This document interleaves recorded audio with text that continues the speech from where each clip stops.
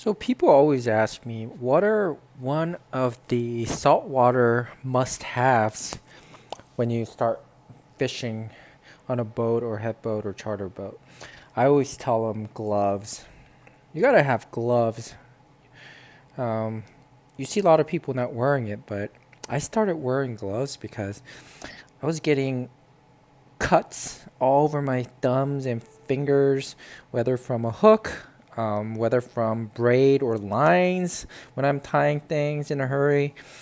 And also sometimes um, sea bass that usually don't have any teeth, but it does have somewhat of a little bit of a teeth, I guess, that could cut through your skin if you hold enough of them. So I started using gloves, and of course, if you're getting flounder, don't even attempt to put your finger in there, in the fish lip. But I started wearing gloves, and here are three gloves that, well, not three gloves, two gloves plus another alternate means of protecting your fingers, whether from braid, mono, fluorocarbon, hooks, knives, whatnot, right? It won't protect you completely, but it will definitely mitigate potential cuts. And guess what? When you get cuts and you're touching salt water, it's going to hurt a lot. And trust me, Band-Aid's not going to help. So for preventive maintenance, I would say get these tapes. You could get these little sports tapes that are very cheap. You could get like a pack of 20 to 40 on Amazon.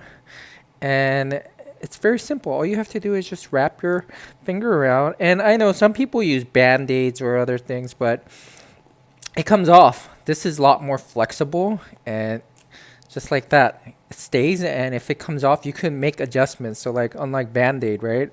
I used to use Band-Aids, but it will come off or slip off, and you gotta open up a new one. But this one, as you can see, it's very flexible. It comes off easily, so you could move it around, adjustable, and you could wrap it as thick or thin as possible. But this will definitely protect your finger from cut that you may have from a line.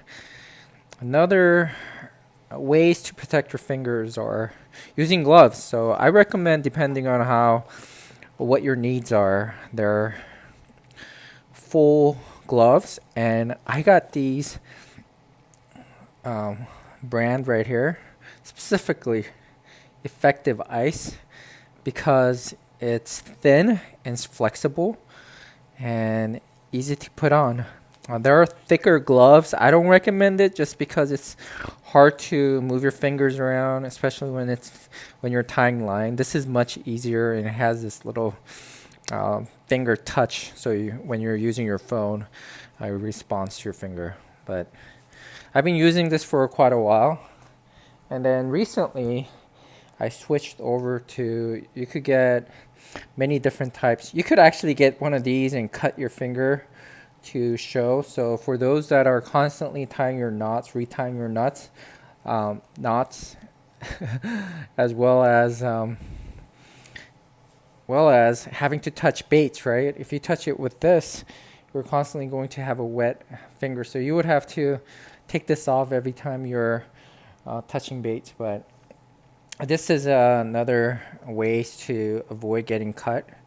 A lot of cut, but then you're still going to get your fingers cut. So, but it'll protect most of your finger areas, and yeah, it'll prevent your hands from getting a really bad tan or a burn.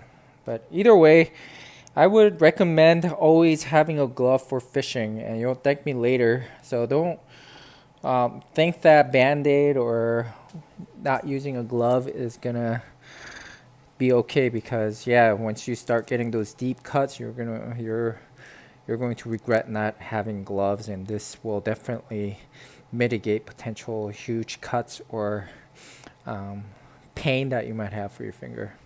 Hope you guys enjoyed this video, and please make sure to subscribe if you want more videos like this. Thanks.